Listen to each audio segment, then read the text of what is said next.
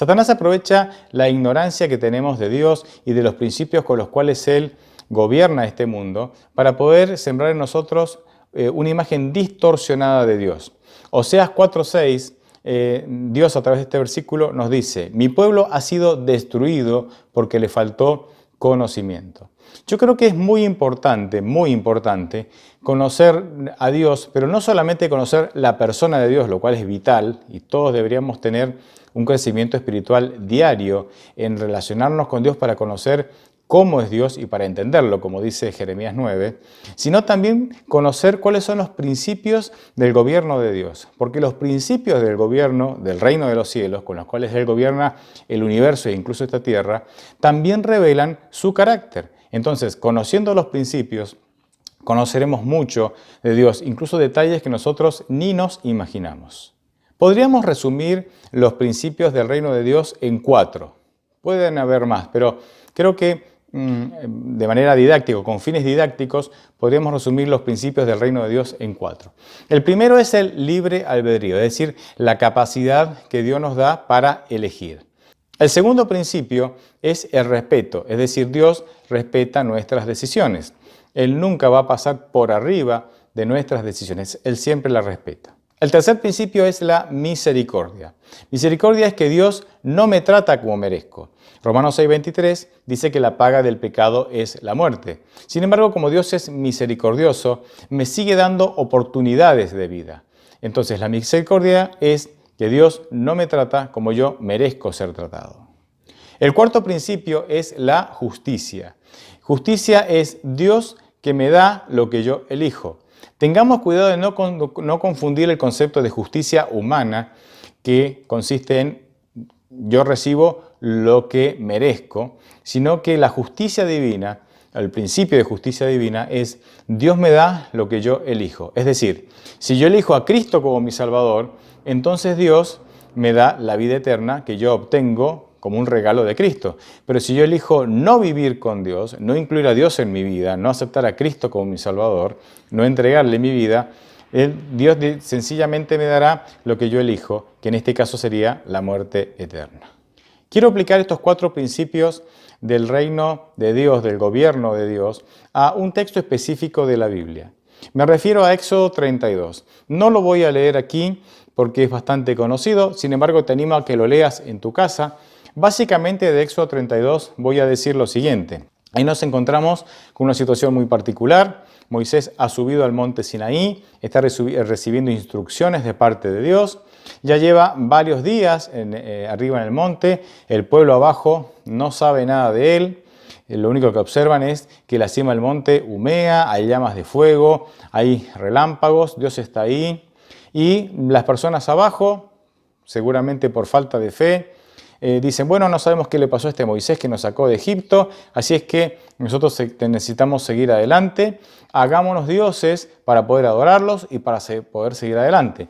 No tuvieron mejor idea entonces que hacer un becerro de oro, un ternero, un novillo de oro, y convencer a Aarón, nada menos que a Aarón, para que Aarón lo hiciera, ¿sí? Aarón era la autoridad religiosa, así que parecía lógico, por lo menos para ellos, que él hiciera este becerro de oro. El asunto es que Aarón lo terminan convenciendo, él pide oro, hace el becerro de oro, comienzan todo un festín de adoración, ¿sí? Atribuyendo la salida de Egipto, el sustento, el milagro de la vida y la liberación a este becerro, una locura, pero fue así. Y entonces, mientras Moisés estaba con Dios en el monte Sinaí, en la cima del monte, Dios mismo le dice a Moisés, el pueblo que tú sacaste de Egipto se ha corrompido, está adorando un becerro de oro, yo lo voy a destruir y haré de ti una gran nación. Y ahí entonces Moisés se pone un poco a la defensiva y dice, no, ¿cómo vas a hacer esto? ¿Qué van a decir la gente? ¿Qué van a decir los egipcios? ¿Qué van a decir los cananeos?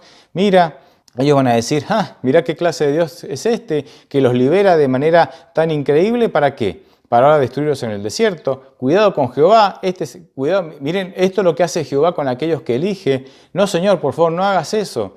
Y el texto dice que Dios incluso se arrepintió del mal que va a hacer, e incluso cuando uno lo lee a primera vista, da la impresión de que Dios está enojado y que así de manera enojada le dice a Moisés, voy a destruirlos, y Moisés lo aplaca, y es como que Dios dice, bueno, está bien, no los voy a destruir. O sea, nos da una imagen bastante controversial de Dios, una imagen que no lo beneficia para nada. Yo quiero proponerles lo siguiente: utilizar estos 4 principios del gobierno de Dios en un diálogo entre Dios y Satanás, en donde se decide el destino del pueblo de Israel en base a la decisión que tomó Israel de construir un becerro de oro.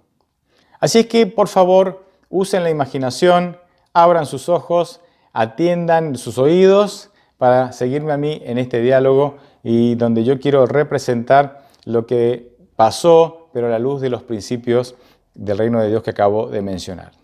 Cuando Dios está en el monte de Sinaí con Moisés, se acerca a Satanás, que es el gran acusador. Ya vimos en Apocalipsis 12:10, se lo menciona como el gran acusador. Y Satanás le dice a Dios, ¿viste lo que hizo tu pueblo? Y Dios obviamente lo sabe todo. Satanás hace esta pregunta retórica para, de alguna manera, iniciar un diálogo acusatorio con Dios. Y Dios le dice, sí, lo sé. Por supuesto que lo sé.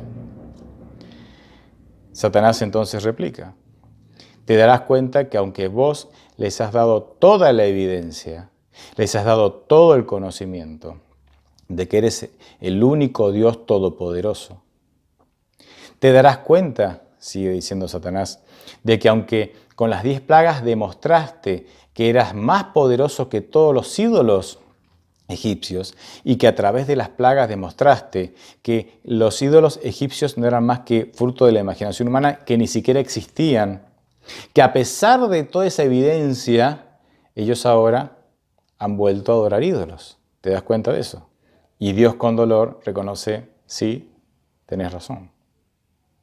Entonces Satanás vuelve al ataque diciendo, entonces, si ellos ya tienen el conocimiento para elegir bien, es decir, ya tienen el conocimiento para entender que solo te tienen que adorar a ti, pero a pesar de eso eligen no adorarte, sino que eligen adorar al becerro de oro, entonces ahora tú tienes que permitir que se cumpla la justicia, que es uno de los principios de tu reino, y tienes que entregármelos para que ellos cosechen lo que han elegido. Han elegido la idolatría, aunque saben que eso no es real, que eso es mentira, entonces ahora deja que cosechen la justicia. Y Dios con dolor dice, tenés razón. Y hasta este momento Satanás ya está saboreando el triunfo.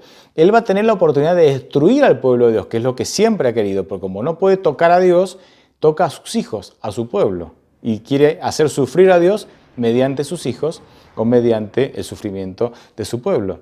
Entonces Satanás vuelve al ataque diciendo, no pierdas el tiempo, entrégamelos, deja que cosechen la justicia. Y de paso, enfatiza Satanás, tú sabes que no puedes ir en contra de tus principios.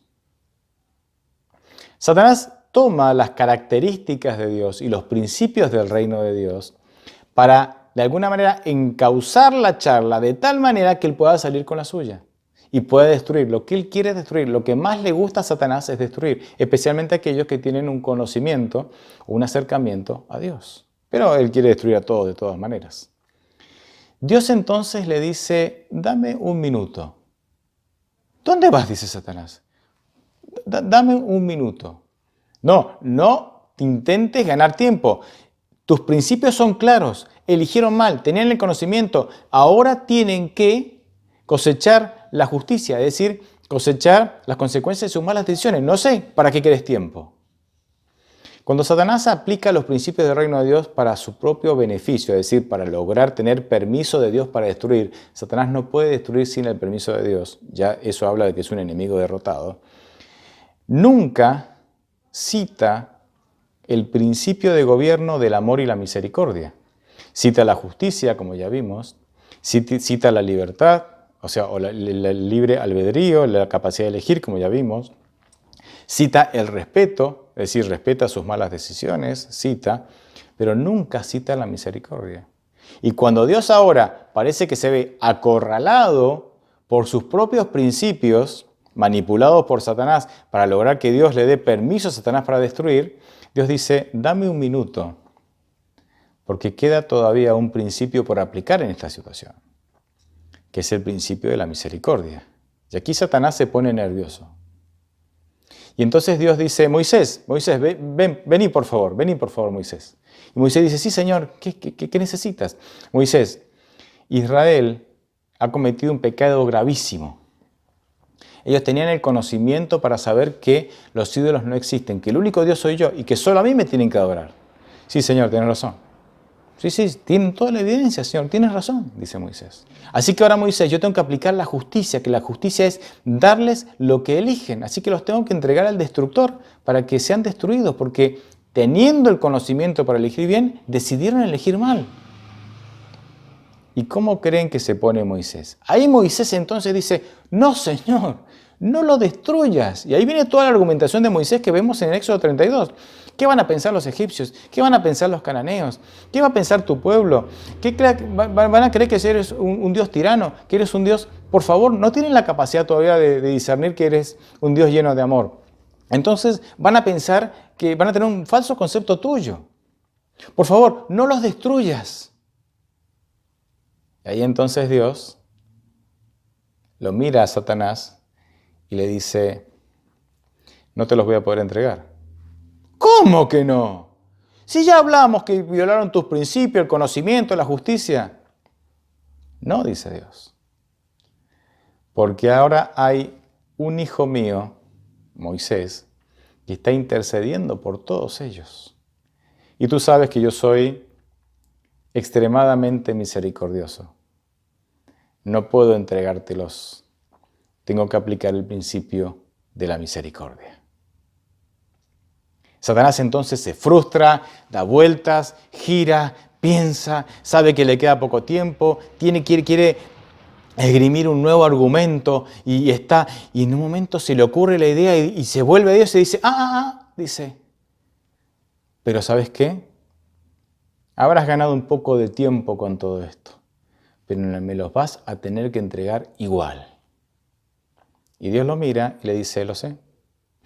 ¿Cómo lo sabes? Lo sé, yo lo sé todo. Pero termina con tu argumento. Me los vas a tener que entregar igual, dice Satanás, porque aunque tú tengas misericordia de ellos, no todos ellos van a aceptar tu misericordia. No todos ellos se van a arrepentir de lo que están haciendo. Muchos de ellos seguirán persistiendo en la idolatría y no te van a querer seguir. A esos que no van a aprovechar el principio de la misericordia que vas a aplicar con ellos, me los vas a tener que entregar. Y Dios dice, tenés razón, pero vamos a ver qué pasa. Así que baja Moisés les hace notar el terrible pecado, ustedes saben, rompe el becerro de oro, lo muele, lo mezcla con agua, se los da a beber, de muchas maneras les hace notar el terrible pecado que han cometido y en un momento determinado incluso dice, ¿quiénes están conmigo? Es decir, de parte de Jehová, y quiénes no. Y ahí los hijos de Leví se ponen de parte de Moisés y ahí esa tribu queda consagrada para ministrar después en el santuario, en fin.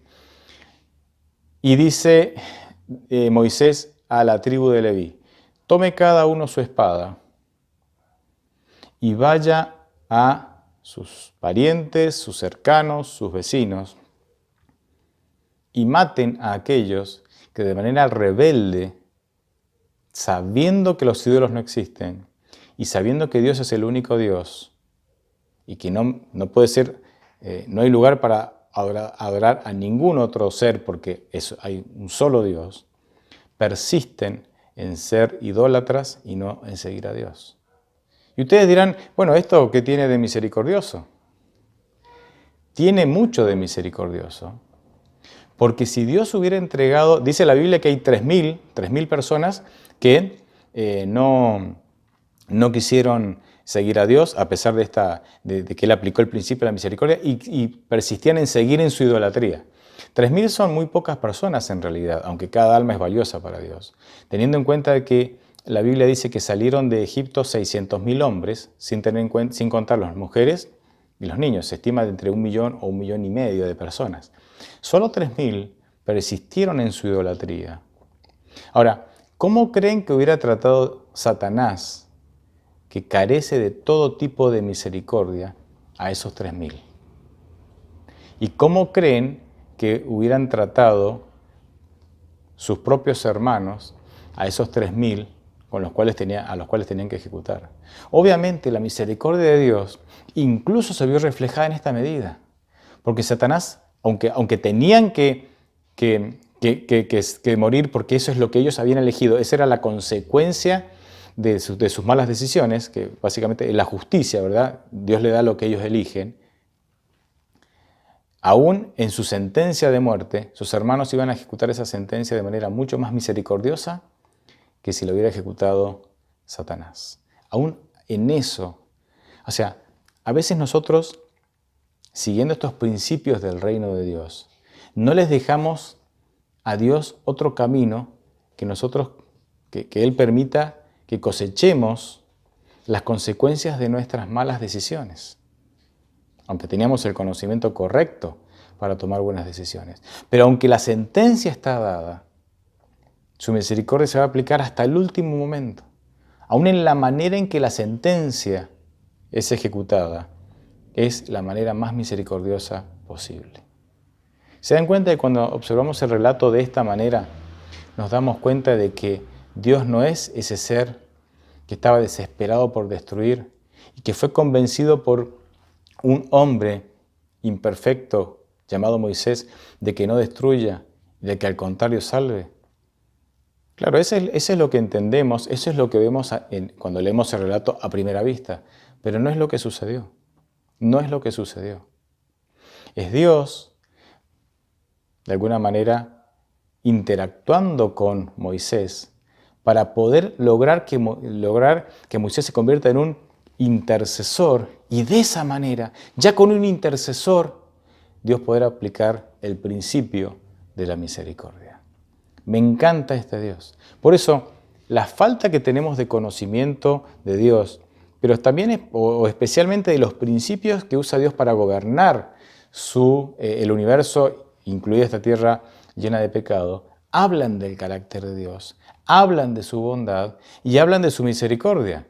Cuando nosotros entendemos cómo Dios aplica sus principios de gobierno a estos hechos puntuales en la Biblia, en donde Dios parece un Dios airado, un Dios enojado, un Dios intolerante, ahora sí entendemos y ahora sí pueden concordar conceptos como Éxodo 34, donde Dios dice que es extremadamente misericordioso, con Éxodo 32, en donde a primera vista no parece para nada misericordioso. Es importante entonces que no solamente podamos buscar a Dios, sino que lo podamos conocer y entender los principios de gobierno que Él utiliza para gobernar el universo y también esta tierra.